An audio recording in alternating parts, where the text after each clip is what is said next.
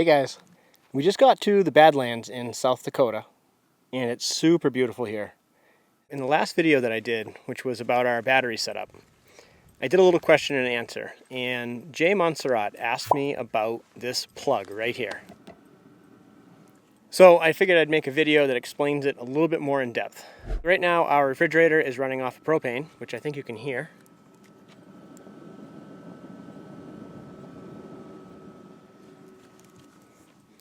But when we're driving, the refrigerator will run off of the truck. We have a three-way refrigerator that runs off of 12 volt DC, it runs off of 120 volt AC or propane. And our camper came equipped with this weird plug underneath. Got a lot of bugs out today.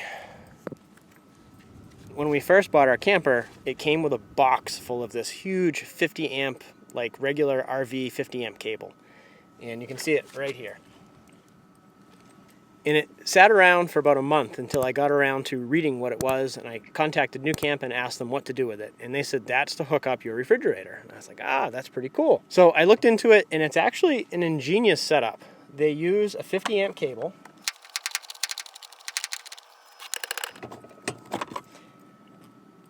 And this is something you'd see for a standard RV. But because it uses large internal cables, I think they're, let's see, they are 8 gauge wires, and there's 3 of them, which is a perfect size to run the refrigerator off of. I've figured out that this refrigerator pulls about 17 amps, and 8 gauge wire is plenty to run 17 amps across over a long distance. That run is going to go from here all the way down, underneath, and then up into there. And I don't know, it's probably 15 feet maybe. And over that distance, you would have some voltage loss. So having a nice, thick, heavy-duty cable with these relatively waterproof, secure plugs makes it a really good way of connecting things. So good for NuCamp. It's a cool setup. There's another box inside that I'll show you. It's very difficult to see with the camper on, and I don't feel like taking the camper off, so I'll do my best to show you it. But let me first show you how I have it wired.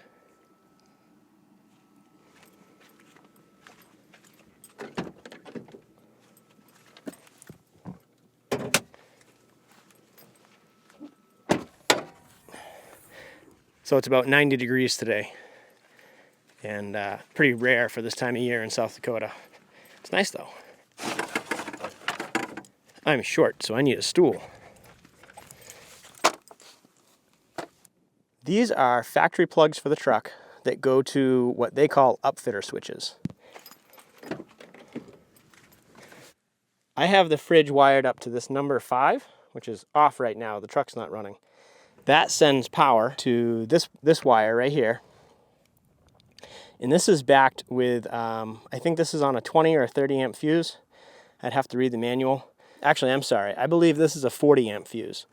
So these fuses are for the upfitter switches inside, and you can adjust what level of power you can provide through it. So it's a pretty cool system. One is your DC negative. One is positive, which is going to run the actual power to the refrigerator. The third wire is what I'll call like a tickler wire. It's the wire that tells the refrigerator to turn on. For a while, I had them separated so that there was a tickler wire that hooked up to this, and then I had my main power wire hooked up to this. But when I realized that it was only a 17 amp draw, I decided to join them up together. On the inside, I have both wires joined together under this heat shrink. I put a big crimp on there, and so now the activation wire and the power wire are the same, and it's actually working much better.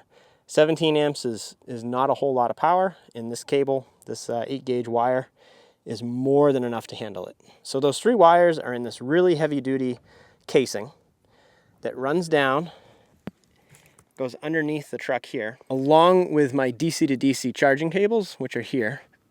I have everything running down the frame rail, which goes through the wheel well here, goes under the frame, and I have that inside of PVC conduit.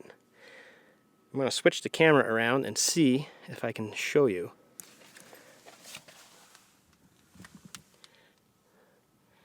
So that cable right there is that 50 amp cord. It goes into some electrical PVC conduit, and it's all tucked up underneath these. These are the mounts for the steps. runs down, and then I have it running up. It runs right up through inside the bed. So this is an aluminum box. It acts like a junction box. The wire from the front of the truck comes into it, and then this pigtail wire plugs into here.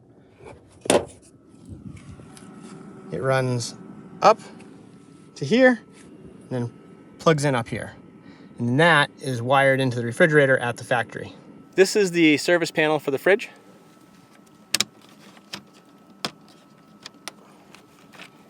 And underneath, we have the propane system. This is the little vent for it. And then this is the electrical panel. And let me take that apart and I'll show you what's inside. Gotta have the trusty Leatherman. And I have one gripe. There was something wrong with the fridge when we first got the camper, and we brought it to a service center, no names, and it's never been the same ever since. They took it all apart, and when they put the wires back in, it's a complete mess, and I couldn't really get the cover back on securely, so I just ended up having to use a wood screw to attach it. So I don't want to make anything worse, but under this cover, you can see the purple wire. Those are the 8-gauge wires that come from the other side, and they're actually covered in some type of protective casing. This comes in to our pantry, and then there's some additional wiring that goes up into here. I do have some wiring diagrams. If I can find, I'll put them up on the screen. But this is the side of it that NuCamp did, and I've never had to touch it. I've only had to deal with the wiring from here to the truck. The refrigerator supports it, and even if yours isn't set up, I would say that it's something you could add fairly easily.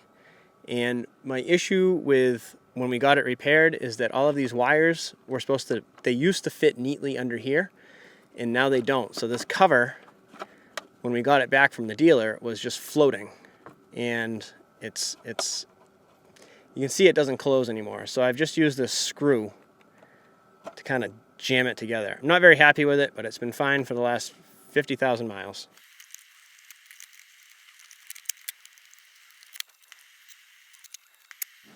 So completely unrelated, I didn't expect this. As I'm trying to put the cover back on, when I squeeze it down to get the screw in, the propane shuts off. When I release the pressure, it clicks back on. So I think I have a loose wire in there.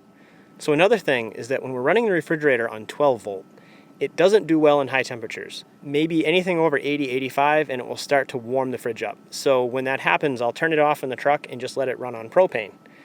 So we were doing that yesterday because we were driving in about 90, 95 degree temperatures, and the refrigerator was getting warm. And then when we stopped, I looked at the fridge and I had error code 11. That generally means that the flame went out and it doesn't know why, and my thought was because of the wind blowing. So if you do have a 12 volt fridge, just be careful with it during warm temperatures. But now, as I'm trying to assemble this, as I put pressure on it to try to get the cover to close, the flame shuts off. It's almost like there's a loose wire or I'm hitting a switch of some type. Just did it again. And as soon as I open it up, it works. This is something I have to fix. I don't know what the problem is, but it looks like I need to pull this apart and fix the wiring because I can't get it to close now and I don't want that cover flapping. But let me show you the inside first.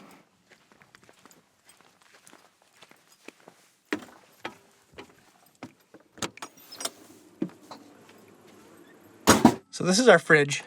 It's Norcold, and right now it's running on propane, but I can also switch it between AC power, DC power, propane, or automatic. And automatic is how I leave it, so that every time we change between the DC power, the 12 volt power, or the AC power, it automatically switches, which is really nice. It works 95% of the time. And this is a fridge model. This is a Norcold N3141 refrigerator. And also I have this little battery bank with some DC fans to help blow air around. It works really well. I might make a video about that. All right, so inside of our pantry, I am gonna have to remove the pantry.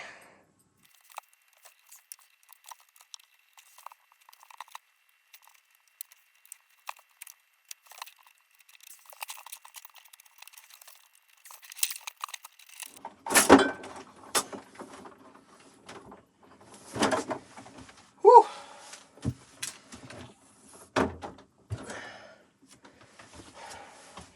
That was a little harder than I expected. All right, so inside here, have some wires coming up, and I believe it is the green, red, and white wire. I haven't looked at it in 2 years, but I'm pretty sure it's that one, and it runs over to the fridge, and then it's got some like heat shrink tubing on it for protection, I think. But that's what I remember. So that's all pre-run at the factory, and I don't have to touch that. Now we're gonna put this monster back in.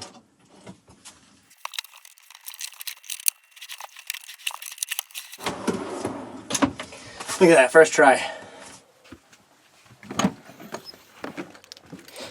Sorry. You scared me. Boo. So I think I might have figured out what's wrong with the fridge. What? A loose wire? I think it's a loose wire. Huh. Every time I try to put that cover back on, it shuts off. Interesting. This is all shrink wrap, this purple stuff, and underneath it is that red wire that I showed you inside the camper. All right, I don't want to press my luck. Every time I lift up on this slightly, it shuts off the propane. So my guess is that going over bumps and stuff would cause an issue. So something's wrong with that, and I don't want to try to fix it while I'm out here. This cover serves an important role. You can see it's got a lip right here. This keeps water that drips in from the top from getting inside the electronics. So the problem that I had last time is this wasn't even attached. So I needed to get it in, hooked on, and kind of clicked in place to protect the electronics from moisture. And that's what I'm trying to do now.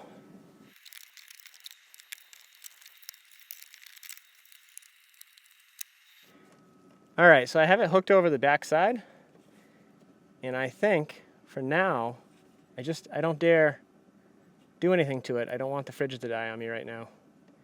So anyways, I'm gonna leave it like this, and when it gets a little bit cooler out, I will work on it. I hope that was helpful. I need to get back to fixing this thing. If I missed any details that you're interested in, just let me know in the comments and I'd be happy to respond, and I'll see you in the next video, which is only gonna be a second, because you're gonna click maybe this one or maybe this one. Both are good. Bye.